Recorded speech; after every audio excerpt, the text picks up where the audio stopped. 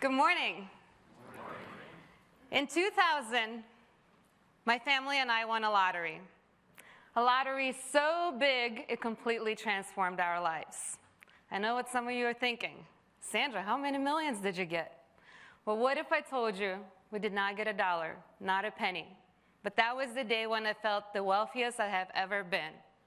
My family and I won a diversity green card lottery, a chance to start fresh in a country that is built by immigrants, shaped by dreamers, a place where anything seemed possible. I was born in Lithuania under the Soviet Union, where life was very simple. That's me in pigtails and a picture standing next to my mom. Life was not only simple, the opportunities were very limited. Resources were scarce, and we just didn't dream too much. But our hardships in the family go a little bit further than that. My grandparents were forcibly sent away to Kazakhstan in the late 1950s. That's when my mother was born in exile. The culture of suppression has taught us not to question things, not to talk too much, not to dream too big, if to even dream at all. And that mindset lingered for generations to come. My worldview, was shaped in the shadows of the Soviet Union. And not until my teenage years, well after Lithuania gained its independence and the Soviet Union collapsed, that I was introduced to the American dream through the pop culture. I did not watch The Dallas Show. Instead, I watched Saved by the Bell. I used to dream about owning my own locker, the cute little posters, all the decorations in there, just like in that show. I also used to dream about owning my own car and cruising down the California coast with my windows down, blasting radio on full blast, and singing to J-Lo and Aerosmith songs.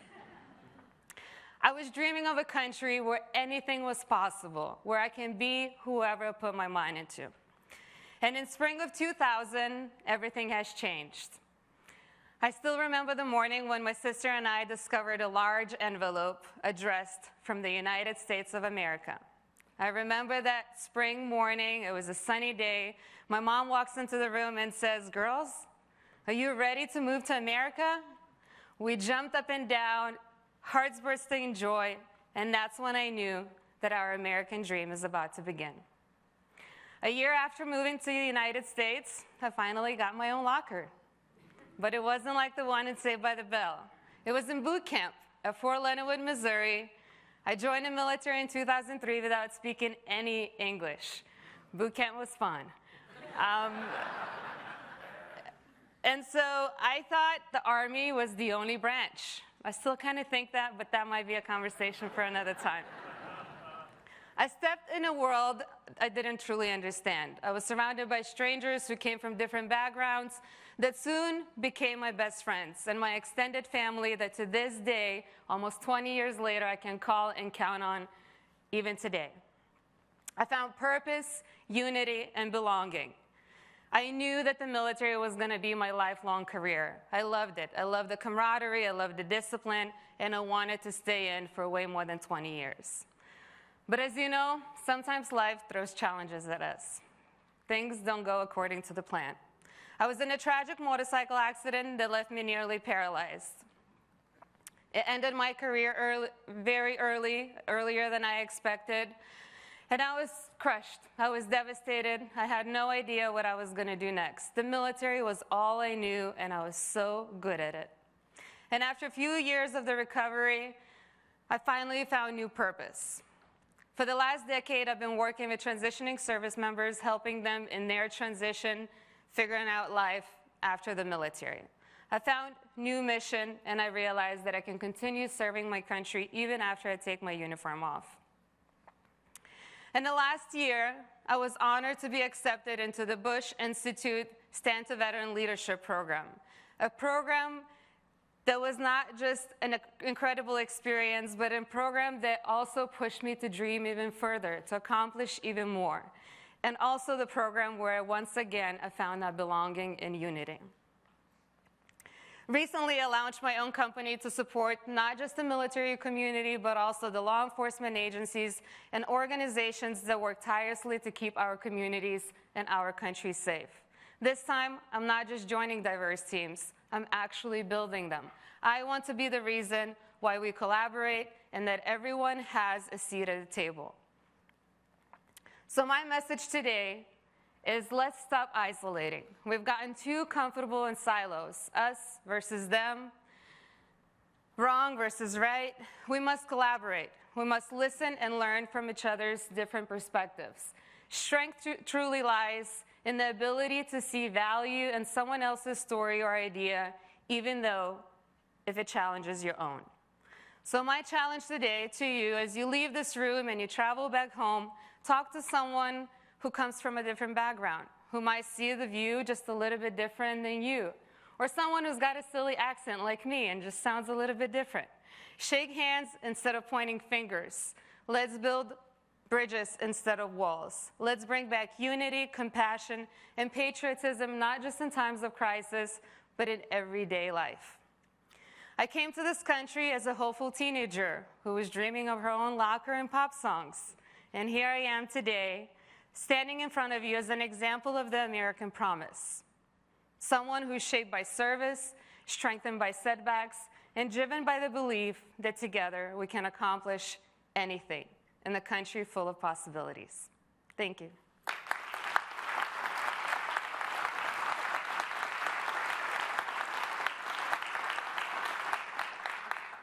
And now I would like to introduce the next panel who will be here to discuss higher education and democracy. Please welcome Dr. Ben Sasse, Dr. Gerald Turner, Dr. Melva Wallace, and the moderator, Robin Berkley.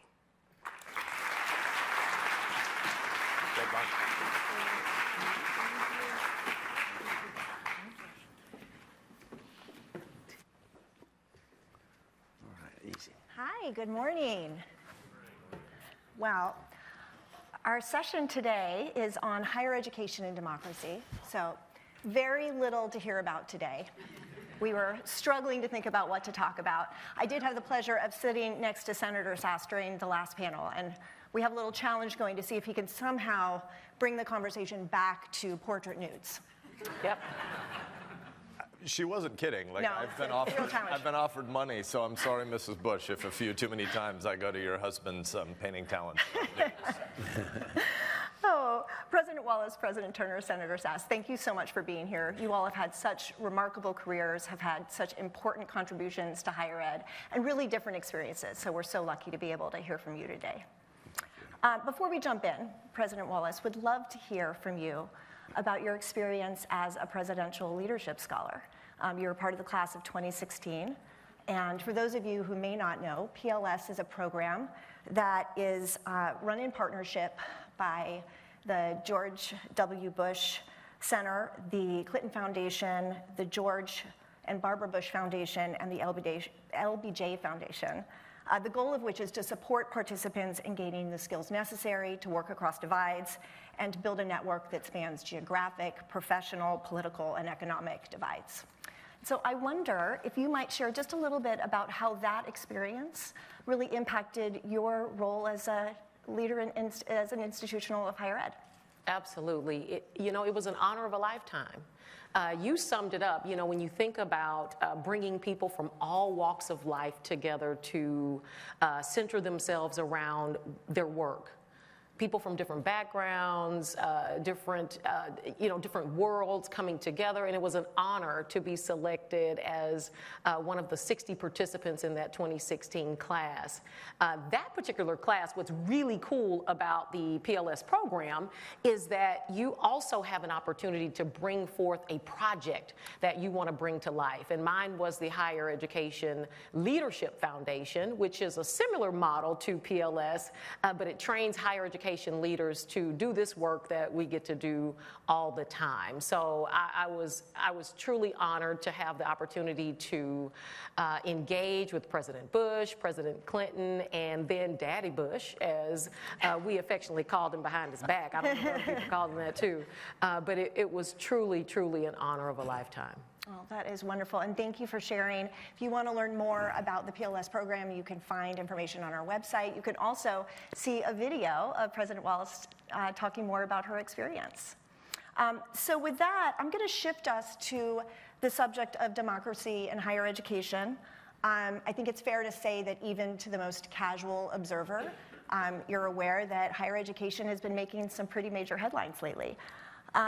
For decades, our country's system of higher education really has been the pride of our nation. We've had the best talent, the best universities, the best research, and they've also played a role in shaping how many of our world's leaders, and as well as many of us in this room, think about and understand our society and democracy.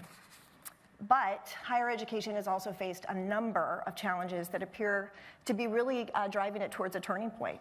There's declining enrollment, there's been campus protests across the country, and a growing political fight about the very ideals that have governed the decision-making of higher education. The conversation about the role of higher education in democracy has never been more poignant. So with that, we're going to get into all of those issues and more, but why don't we start off with the big picture and hear from this incredible panel. President Turner, I wonder if you could start us off and share a little bit about what you see as higher education's role and primary responsibility in fostering democratic values and civil discourse among students in this rapidly changing era. Obviously, right now is about as volatile a time as I can remember.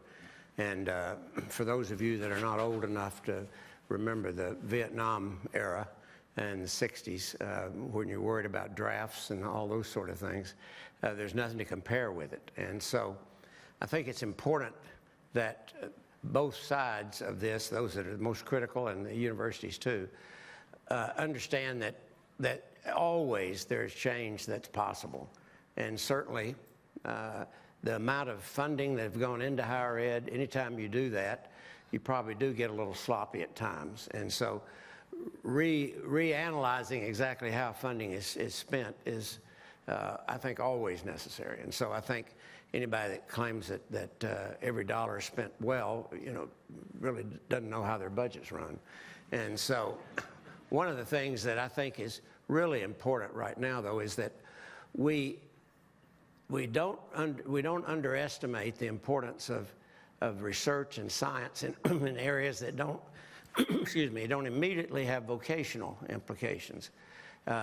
Basic science, the kinds of things that eventually lead to something really important. And two, the United States is in a very difficult position right now in higher ed, in that when you look in STEM areas, basic sciences, engineering, and so on, a huge percentage of those students are international. And the United States has really fallen behind in math and science and so on in K through 12. And so as a result, we depend on that. We depend on being able to get them. But the idea that are all equally positive and so on, the answer is no. Do universities have a responsibility to try to teach students how to talk to each other and how to work with each other? The answer is absolutely yes. And all of the things that go into making a real positive student affairs area, working with the faculty and so on, I think are just really important. We talk to our students all the time. Every time there's an issue that comes up, we bring the groups that are with that issue in my office and talk to them. One time in 2020, there was a group that said they were going to march in and take over my office. And I called up the student that was involved with it, and I said, "Why are you going to march on my office? Won't you come on in?" I've got a boardroom that seats 25. And so literally, this was right at the beginning of a lot of responses and concerned about racial issues and so on. And we met with that group every 2 weeks for 1 year. That's remarkable. For about an hour, sometimes more than an hour. I basically met with them until they calmed down and would talk. Because I believe you got to get a little catharsis and then you can deal with the issues. That's great. I agree with what Gerald has said. In addition, I think it's useful to put the decline of trust in higher education in the broader context of declining trust in institutions more broadly. If you look at Pew and Gallup data, for 5 consecutive decades, if you look at the 10 largest sectors of the U.S. economy, 10 sectors, 5 decades, all 5 decades, 9 of the 10 sectors have had declining public trust. The only outlier is the military. You go from the 80s to the 90s to the aughts to the teens to the present. 9 of 10 sectors have had declining public trust, but higher education has had the steepest fall off in the last 15 years. If you go from 2015 to 2019 to 2023, you basically had a 10+% decline in higher ed's trust. From 57% of the public in 2015 thinking higher education is on net useful, to today only about 30% of the public thinks that higher ed is useful. And so there's a whole bunch of stuff we have to unpack inside what Gerald's saying about anybody who claims that all budgeting is done well in higher ed doesn't know the process or isn't telling the truth. But more broadly, we have to look at this question of why the public distrusts institutions, and we need to unleash a phase of Tocquevillianism for the digital era. For America to work, you need to be building lots and lots of new institutions, and we aren't doing that right now in American life, and higher education looks like a sector that's particularly calcified. I wonder, Senator, if you might be able to expand on that a bit more. I had actually planned to ask you this very question in a few minutes. So the confidence is low, and you've sort of named part of the problem. How do you think that institutions can go about restoring that trust? Well, I mean, I think we've, those of us who love President and Mrs. Bush and love what you've been building, Ken and team at the Bush Center, love the optimism about how this place and the culture of this place works. I think we need to have both, what was your phrase, aspirational realism. I think we need to recognize that when you went from the agrarian era to the industrial era, from 1870 to 1920, by 19 teens and 20s, America was a pretty great place again. But in the 1870s, 1880s, 1890s, not much seemed like it worked institutionally because we lived agrarian and now we were urbanizing. We were creating new cities and we hadn't built new institutions.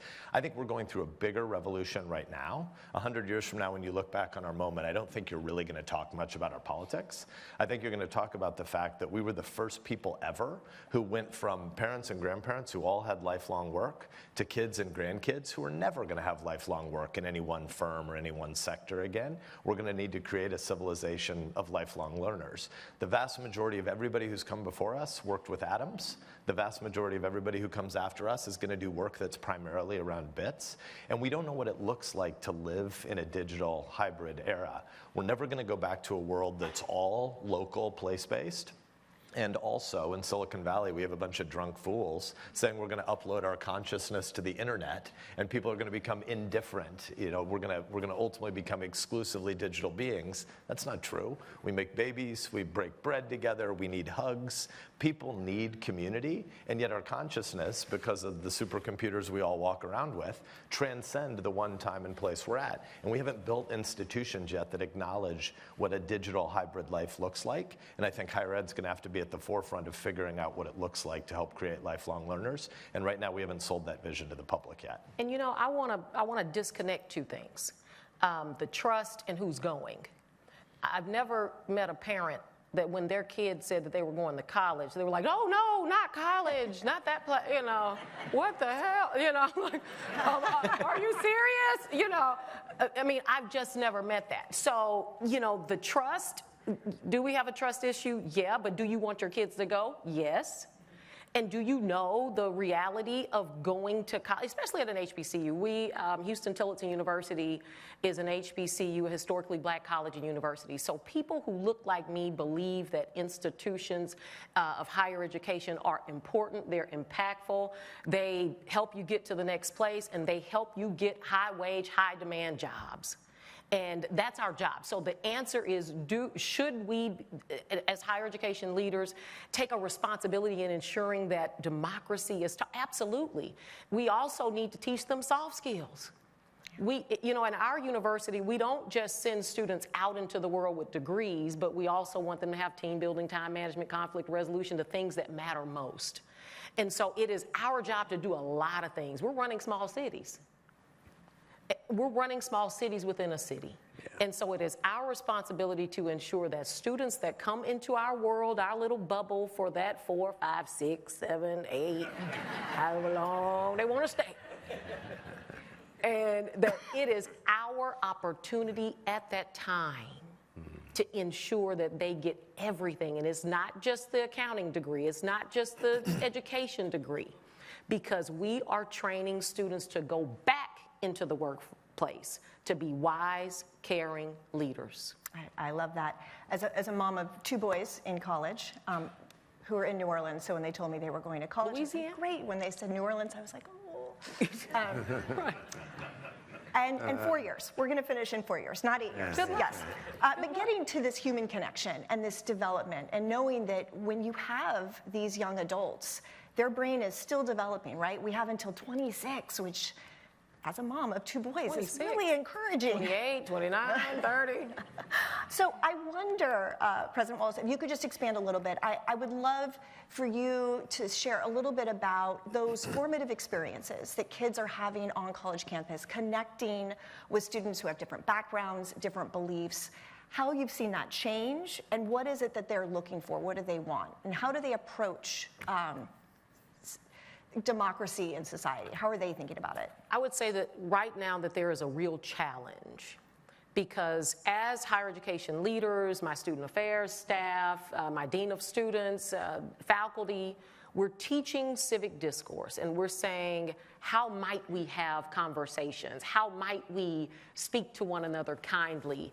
And then there's the world. And so then there's our example. It's the do as I say and not as I do. So we're really struggling with that right now, because we're saying it is your chance. You're going to have an opportunity to get this right, because many of us, maybe we don't have it right. But I am encouraging our students to not wait until they cross the stage and shake my hand, to participate in these exercises and to have a voice, but to start now and to start on campus. And so we're seeing challenges with that, as we're saying, start now, get involved, get engaged in these conversations. And they are. And many of our colleagues are being tasked with reeling that in or working with students to be. I'm in the yearbook. I tell the students, I'm in the Grambling State University yearbook protesting the calf. I was sitting in the middle of the street with my friends, and we had our legs crossed, and we were mad about the hours of the cafeteria. And I have a face, the yearbook has me scowled, upset about those hours. And so I think they have to see us as leaders in these reality moments where, like my friend Gerald says, talking to students, come into our office so that we can show you how to have these courageous conversations.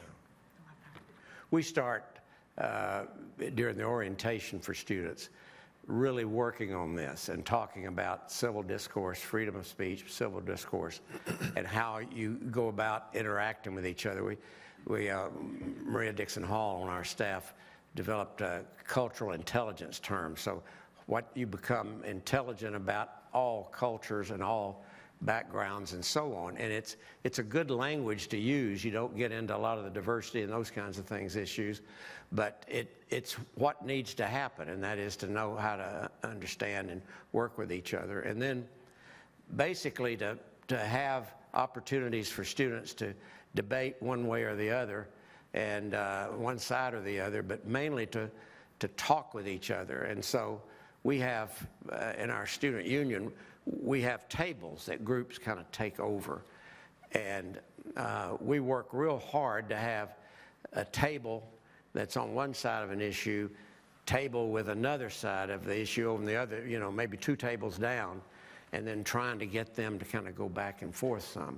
And so it's work, but at the same time, the students have to see how civil discourse is really, no matter who doesn't do it at whatever office, it's still the basic human way to interact, and that life is better, life is more enjoyable, and so on, if you respect each other and talk to each other rather than screaming or yelling at each other. I think if you did kind of a 2x2 of teaching versus research, humanities versus STEM, and you rank ordered what the public had confidence and disconfidence in, I think it's weird that going through this moment where the federal government is talking about cutting a lot of research dollars to the STEM side of institutions where there's actually quite a bit of public support, because I think where a lot of the public lack of confidence comes from is simultaneously in that we don't have enough rigor around our teaching in STEM. Gerald's point about, we have a lot of immigrant students who are doing amazing math and science work, and we have a lot of native-born American kids who haven't been pushed enough to do that. My kids are 23, 21, and 13, and one of mine's graduating from Harvard this year, and their average GPA now is over a 3.8. That's absurd. Yeah. Like that, I mean, if you disaggregate it, it's about 3.65 in the STEM disciplines, and it's about 3.9 in a lot of humanities. And parents who see that, and if you look at the University of Chicago academically adrift literature, there's been about a 60% reduction in the demand of most students' educational program over the last 30 years. People are rightly upset. Why does it take 4.5, 5.5 years to graduate when we're not pushing our kids hard enough? There are outliers to this, but by and large, there's not enough rigor. And inside a lot of our traditional humanities classes, we don't take ideas seriously enough. There's too much monoculture, ideological advocacy, where students don't get to have a great seminar experience where you say, hey, I might have to debate the other side of this same topic in history or literature or philosophy in the next seminar. And so we need to prize great teaching better inside the seminar format classes as well. That's great. Well, we've touched on this a little bit, but I want to go ahead and address what I think is probably front of mind for a lot of us, which is that there are a number of institutions, I think at last count it was around 60, that have received notice that is part of a federal effort to eradicate anti-Semitic harassment on college campuses. They could lose or have frozen federal research funding unless they meet a list of demands, which include submitting audits of their admissions and hiring practices, putting academic departments on outside oversight, and reporting foreign students with conduct violations. Universities have had very different responses, from agreeing to comply to, most recently, a number of very public refusals and protests. What do you make of this ongoing conflict? What are you watching for? What are you thinking about as these situations unfold? President Turner, why don't we start with you? I'm alarmed by some of the things that were demanded of Harvard. I mean, for you to do a survey of all faculty, staff, and students to find out what their attitudes are, where you can then go in and deal with their attitudes. The whole, if somebody's too strange and so on, that eventually works its way out. But you've got to be able to, you've got to be able to work with people from all different kinds of backgrounds. My worry in all of this is that we are in the cutbacks, that so much of the money for research goes into graduate students and postdocs, and they're the ones that do the real work under the oversight of as I call them, a research don, somebody who oversees a bunch of them. And so as a result, you've got those situations like that really, if you don't fund them, they're going to go somewhere else. I know right now, if you read anything in higher ed, Australia and New Zealand are benefiting from the Chinese and Indonesian and all those kinds of people coming in. Germany, France, and Britain are really benefiting from those that would be more Turkey and Eastern European, have a lot of science students in the United States. And so it's just going to build them up. There's got to be a way to find a way to have some rational medium, both on expenditures and on issues about social concerns, to find a way to work through this. I mean, I keep hoping that it'll be resolved, and it has to be, because the key to the science and health success of this country is based upon our incredible medical centers and so on, and the research that they have. And you read each one of them, and they're looking at huge cuts that won't benefit us in the long run. When you get to senior status, like I am, you're very concerned about the quality of health care. Very fair. I agree with Gerald that there is so much important biomedical research going on. it's also true that there are things to be critical about the indirect cost recovery ratios ranging from 15% under the new regime, and that's closer to what some schools have received. And then you've had some schools, Hopkins notoriously, I think is 66 cents on the dollar. And so these kinds of things need to be reformed, but some of why it's late to come is because we have an unfunctioning, non-functioning Congress, right? We use the term co-equal branches of government, and that's true, and yet the founders' vision was that the legislative function should be in Article 1, and when the Congress doesn't do its work, you end up with a world where the administrative state has been on autopilot for a long time, and any changes that attempt to be made from the executive branch, and I'm not sympathetic to the Bill of Demands made of Harvard, but it feels like a big looking for the whiplash type phrase that you can use, because the executive branch shouldn't be making these decisions on their own. You should have an ongoing functioning process where Congress is directing dollars toward the sectors of the economy, biomedical research, that have broad public support, that should be funded by the feds, but through a plural private sector system. Yeah. Well, I'm at HBCU, historically black college and university in Austin, Texas. We're celebrating this year our 150th year in higher education, our sesquicentennial. Try saying that 10 times fast. And in our research, I found that I am the president and CEO of this great institution, and it's the third oldest business in the city of Austin. And for 150 years, we have been punching above our weight. And for us, no one sent me a letter saying they're cutting $2 billion from my ecosystem. So I have said for a lot of times for our institutions, we have oftentimes done more with less.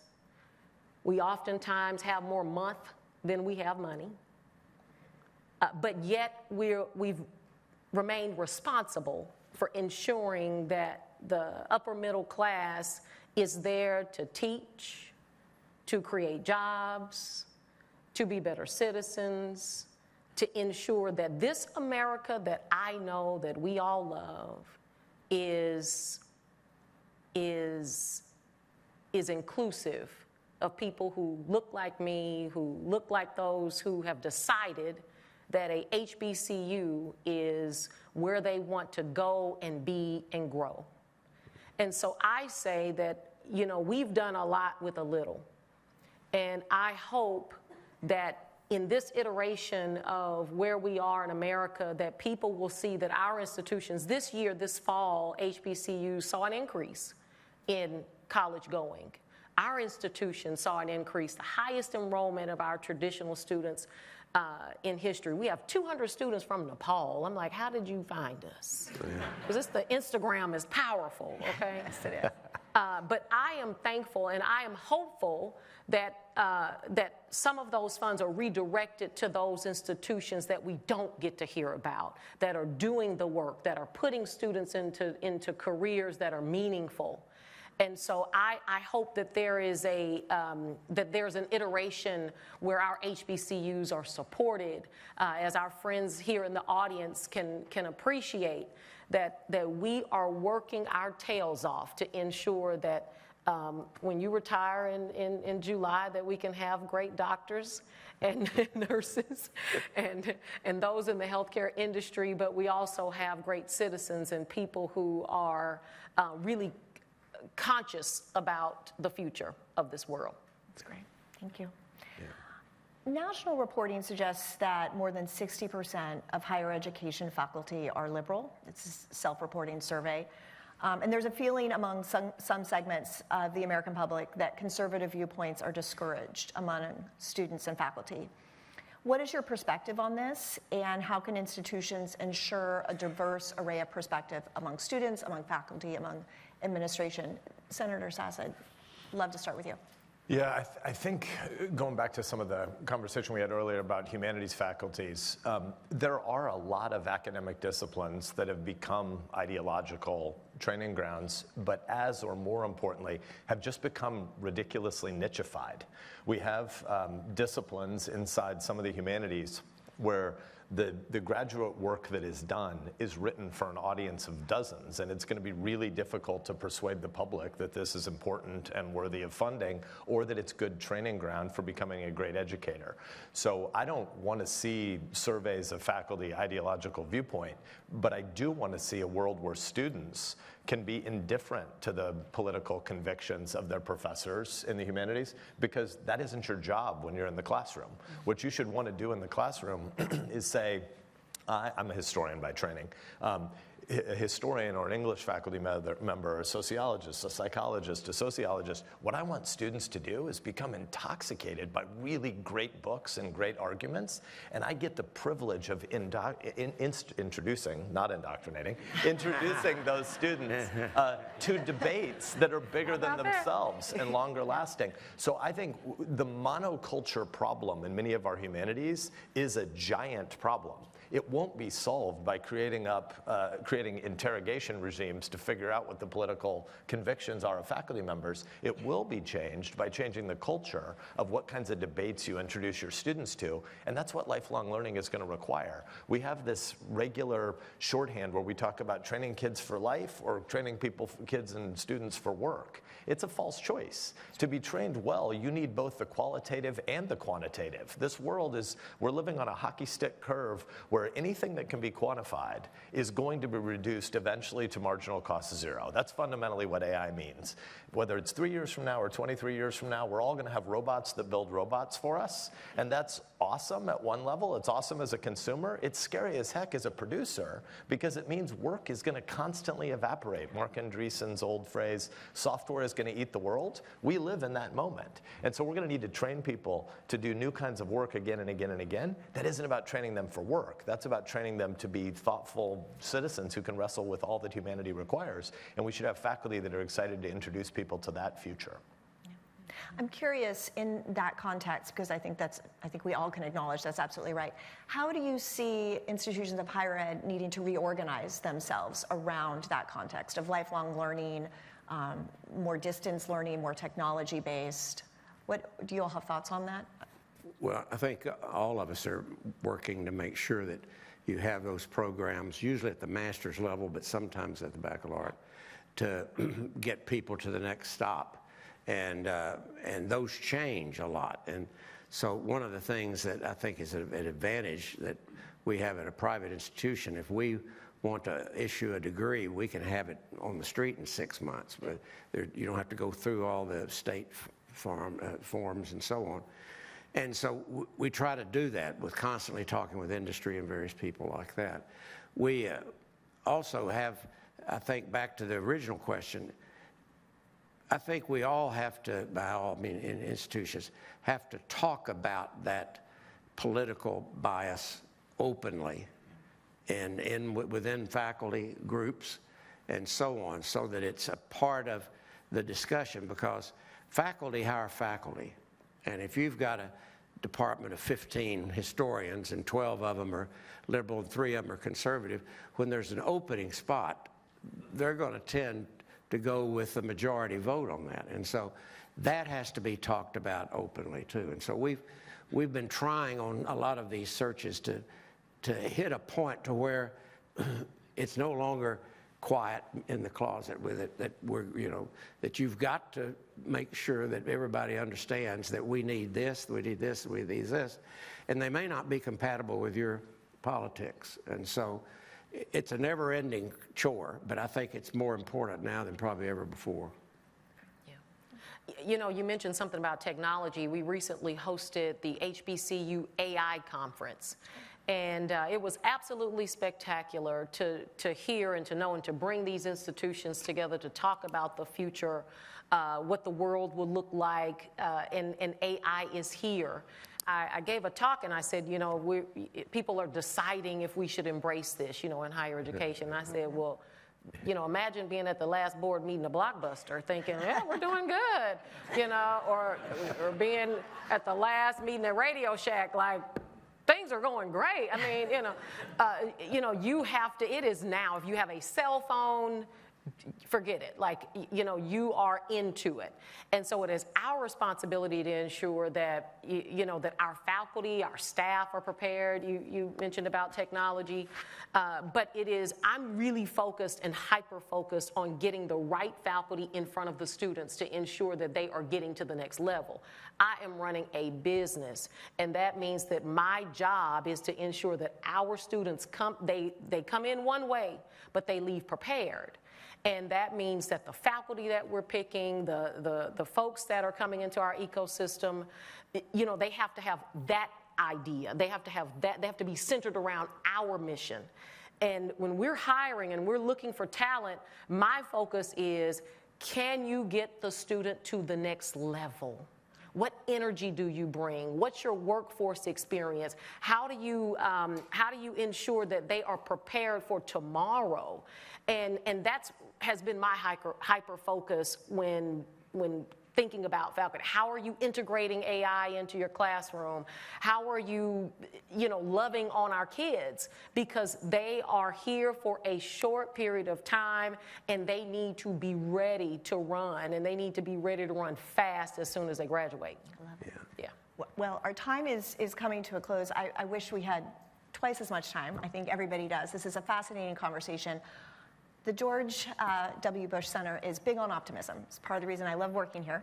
So we're going to move into a quick lightning round. I would love to hear one thing that you all are optimistic about with regard to higher education and its role in democracy, civic life. I'm optimistic about the future of all of the things you've just mentioned, because this is about the only place you get that opportunity. And I think most people understand that now's, I mean, this is it. This is where it has to happen, and it's your responsibility to make sure it does. That's great. I'm optimistic that a new world that people still choose us, and we can't take that for granted. I don't take it for granted. I wake up every single morning excited and thrilled that I get to do this work, to see a student come in one way and leave out better than we found them. And I'm optimistic that our institutions, our higher education institutions, have this great opportunity to hit the reset button. And maybe now it's a hard reset button. But I believe that we've withstood challenges before, especially HBCUs. And I envision that tomorrow, that we have not yet seen our greatest days, and they are ahead of us. And so I'm thankful and excited about that, and very, very, very optimistic about what we have, the work that we have to do ahead of us. I'll borrow from Melva's language, both about the reset button and those great Radio Shack blockbuster jokes. I'm going to borrow those. Those are good. The American higher ed system is a glory. Around the world, it is an aspirational thing to come study at our institutions, and yet there's been a lot of lethargy. And so even though this is a bumpy moment, I do think you have a lot more people acknowledging the need to have a what does reform look like conversation, and that's a great and healthy thing. We have been too sleepy about the most important, most interesting 4 years of your life. If you can go back to any time in your life, 18 to 22 is a pretty great place to pick. And right now, there's not enough life change that happens for most kids at most institutions. I agree with Melva's point as well. In HBCUs in general, or maybe more broadly, first-gen kids are having a lot of life change when they get to college. But a lot of other students are having a quasi-country club experience for 48 months, and it's too interesting a moment in life where you have an opportunity to do cause and prepare for cause, prepare for a whole bunch of life that's going to be disrupted in fascinating and interesting ways. And I think we have boards of trustees at a lot of institutions. University of Texas, you see this, University of North Carolina, University of Florida. We've been building the Hamilton Center, which is a really special new liberal arts college at the core of the institution. And I think trustees and alums and donors asking these questions is ultimately a really healthy thing. Well, this has been a fantastic discussion. We are going to break, and we'll need to be back in seats at 10:25. Please join me in thanking our wonderful panelists.